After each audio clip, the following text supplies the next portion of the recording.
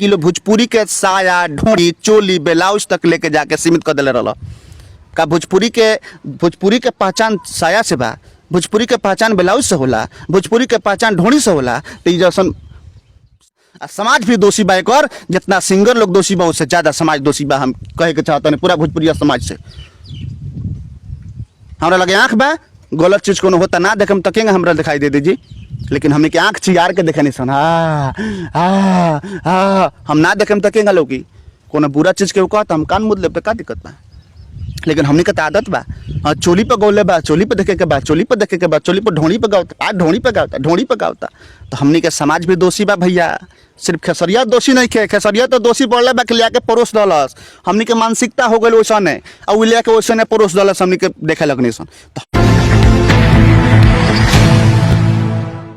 नमस्कार, हम अंकित रउआ देखतानी भोजपुरिया झकोरा।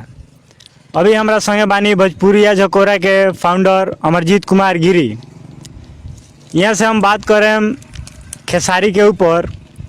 खेसारी के लेकर और क्या कमेंट बा?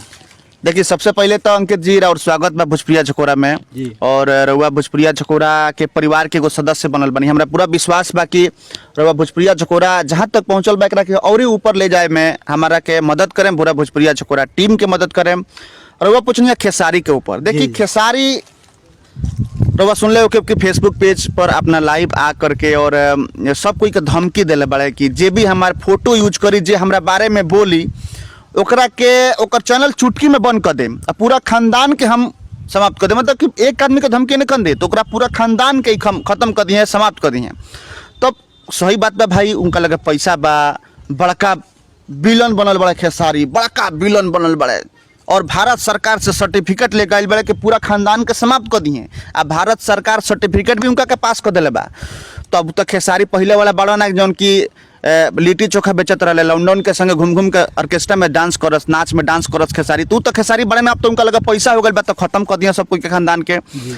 लेकिन कहत रहे खेसारी कि हम भोजपुरी के आगे बढ़ावता नहीं का, भोजपुरी के आगे बढ़ावता रहे खेसारी। पूरा जे भी दर्शक बा भोजपुरिया झकोरा के सुन के बताओ कि खेसारी भोजपुरी के आगे बढ़ावता रहे कि भोजपुरी के डुबा दे।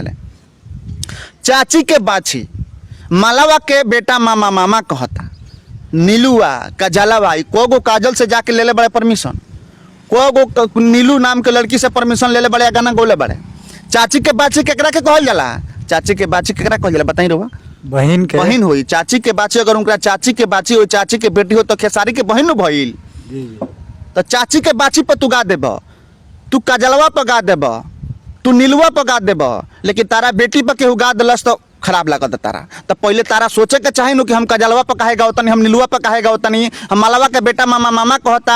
ऐसा नहीं गीत गौले बड़ा, इनका जैसा सिंगर लोग गीत गौले बा बाकी कि अपना बहन बेटी महतारी के लगे बैठ कर उड़ाने की गाना सुन सकत।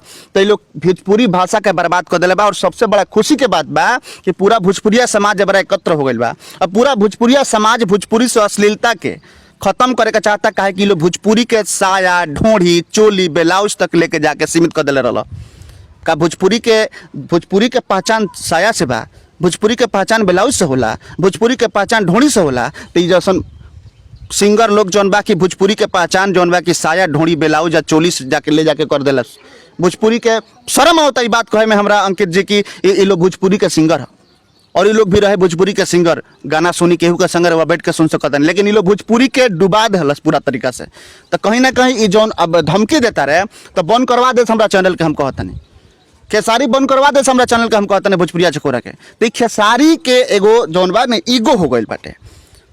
कोनो तो गाना गा देबा तारे ऊपर क्यों गाना ना गाई? तारा बुरा गाना गावे से पहले दूसरा के बेटी के ना, कितना लोग होई काजल नाम के, कितना लड़की हुई सन नीलू नाम के, आ चाची के बच्ची सब जितना गाना ही गावत रहे सब अश्लील बावे। मतलब कि समाज में सुने वाला हइले नहीं खे। आ सबसे बड़ा गलती जानते नहीं अंकित जी के कर हमनी के बा, हमनी के गलती बा कि हमनी के खेसारी जैसन सिंगर का अश्लील गाना सुनत तानी सन, टीआरपी बढ़ावत तानी सन। वो पैसा कमा ओकनी के अमीर हो गए सन, 2 ताला 3 ताला दिल्ली में, बम्बई में, केरला में, महाराष्ट्र में जाकर जमीन ले ले सन। तो गलती हमनी के बा, गलती सिर्फ खेसारी के मत दे। समाज अपना गलती के भी स्वीकार करो कि अगर खेसारी स्टार बनल बड़े, जीरो से हीरो बनल बड़े, तो कहीं ना कहीं समाज हुए भोजपुरिया समाज के देन बा। आज हुए भोजपुरिया समाज चिल्लाता, एक बार भोजपुरिया समाज अपना अंदर देखत कहने के झाँक के कि आज खेसरिया जीरो से हीरो भइल बा, तो आज भोजपुरिया समाज के देन बा। पत्रकार लोग के देन बा, उहे पत्रकार, उहे डिजिटल मीडिया, उहे प्रिंट मीडिया, जे पत्रकार लोग खेसरिया के चैंपियन आप लिखे, भोजपुरी के स्टार, भोजपुरी के सिंगर, और वही पत्रकार लोग के, वही जनता के, वही लोग के धमकी देता कि हम चुटकी में उड़ा दे। इस सबसे बड़का दुखद बात बावे। अब पूरा भोजपुरिया समाज के अपना अंदर झांके के चाहे कि कहीं ना कहीं हमनी के गलती बा कि खेसारी जैसे लोग भोजपुरी के चोली ढोड़ी साया ब्लाउज तक ले जाके सीमित कर दिहल। आज दर्द होता, आज दुख लगता कि खेसरिया गलती का ना बोले बा, गलती धमकी देता, वो धमकी देवे करी, वो और कुछ बोल दी, अभी तक केहू के गरियौले नहीं, केहू गरियो दे दी। लेकिन कबो है फिल्मी गाना के ऊपर हम चर्चा नहीं कैले, हमरा अच्छा ना लगेला महाराज। हमारा मोबाइल में गाना रोना देखे, मोबाइल में भोजपुरी गाना ना देखे, भोजपुरी गानों बा तो सभ्य गाना बा के बा बाबूजी महतारी बहन के लगे गाना सुन सकी, अपना दोस्त यार लगे गाना सुन सकी, ऐसा गाना बा हमरे लगे भोजपुरी। लेकिन हई जौन गाओ तरह सन ई सब ई भोजपुरी के बदनाम करे तरह सन, गढ़ा में डुबा दिले सन भोजपुरी के। लेकिन हमरा खुशी बा कि देर से ही सही भोजपुरिया समाज, भोजपुरिया लोग, भोजपुरिया जनता, माटी से जुड़ल लोग अब जागल बा। गाना डिलीट करता लो, अब गाना डिलीट करे के पड़ी या गाना बंद करे के पड़ी। खेसारी सुन लो खेसारी, तारा बंद करे के पड़ी, अश्लीलता भोजपुरी में बंद करो, पत्रकार लोग के धमकी देवल भी बंद करो, ना तो आवाज बुलंद हो चुकल बा और आवाज रुकी ना अंकित जी। ये लोग भोजपुरी के मान मर्यादा समाप्त कर दिहल, मान मर्यादा ले जाके गाछ पर टांग दिहल। ऐसा सिंगर, ऐसा ये लोग बा भोजपुरी के कहता कि हम के आगे बढ़ाओ तनी सर। क्या तू आगे बढ़ाओ तारा भोजपुरी के? कहाँ तू आगे बढ़ाओ बड़ा भोजपुरी के? चोली ढोड़ी या साया पे गाना गाओ तारा तो भोजपुरी के आगे बढ़ाओ तारा। कहो तरह के पूरा परिवार के साथ समाप्त कर दे, खानदान के साथ समाप्त कर दे, पूरा खानदाने के तबाह कर दे, कर दो खानदान के तबाह, बंद करो चैनल तो तनी। ये सब गंदा चीज, गंदा मानसिकता बा लोग के, और सिर्फ गंदा पड़ोसी लोग अपना समाज के, भोजपुरिया समाज के सामने गंदा परोसे के काम लोग धंधा शुरू कैले बा। आ समाज भी दोषी बा, एक और जितना सिंगर लोग दोषी बा उससे ज्यादा समाज दोषी बा। हम कहे के चाहते हैं पूरा भोजपुरिया समाज से। हमरा लगे आँख बा, गलत चीज कोनो होता ना देखम तकेंगे हमरा दिखाई दे दीजिए, लेकिन हमने के आँख चियार के देखे नहीं सन। हम ना देखम तकेंगे लोग की कोनो बुरा चीज के कहता हम कान मुद लेब, का दिक्कत बा? लेकिन हमने के आदत बा, हाँ चोली पे गौले बा, चोली पे देखे के बा, चोली पे देखे के बा, चोली पे ढोणी पे गावता, आज ढोणी पे गावता, ढोणी पे गावता। तो हमने के समाज भी दोषी बा भैया, सिर्फ खेसरिया दोषी नहीं खे, खेसरिया तो दोषी पड़ले बा कि लिया परोस दलस।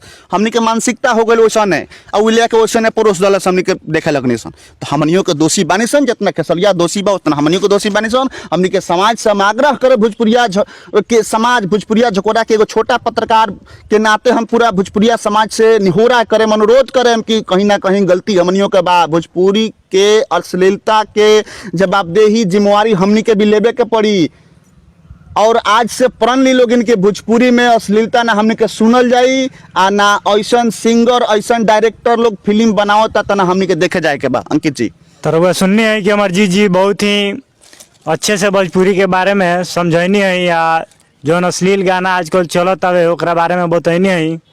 आ संगे संगे हमनी के अपना व्यूअरों से बतैनी है सन कि रउआ लोग सपोर्ट करी, भोजपुरी गाना मत सुनी, अश्लील बात मत सुनी। रउआ ना सुने तो हिट केंगा होई, जब हिटे ना होई तो रउआ लगेबे ना करी, खुद पर खुद बंद कर दिलो गावल। तो ऐसे अगर रउआ ये वीडियो अच्छा लगल तो रउआ वीडियो फेसबुक पेज पर देखतानी तो पेज के फॉलो करी और लाइक करी।